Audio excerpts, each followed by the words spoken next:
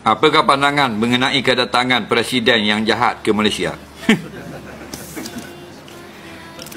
Orang yang memberi sumbangan untuk membeli senjata membunuh umat Islam. Umat Islam tu saudara kita tak?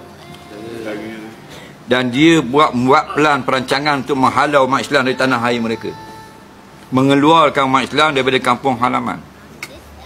Allah tak benarkan kita berkasih sayang dengan golongan seperti ini.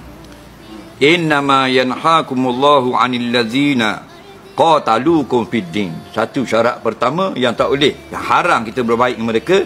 Allah tidak sekali-kali benarkan kamu, Allah larang kamu. Pertama, golongan mana? Orang yang memerangi kamu kerana kamu Islam. Betul tak dia? Betul tak? Yang kedua, wa akhrajukum min diyarikum. Dia yang menghalau kamu ataupun saudara kamu daripada tanah air mereka. Kedua. Ketiga, wa zaharu ala ikhrajikum. Dan mereka yang memberi bantuan untuk menghalau umat Islam dari kampung halaman mereka. Cukup tak? Tiga ayat. Ang tawallauhum. Jangan kamu bersama mereka.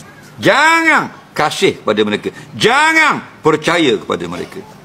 Wa may yatawallahum fa ulaika humuz zalimun. Barang siapa tak dengar ayat kami ini, tak terus juga berkasih sayang dengan mereka, memuliakan mereka, maka itulah orang-orang yang zalim. Tak ada tafsir, terjemah ayat Quran. Okey?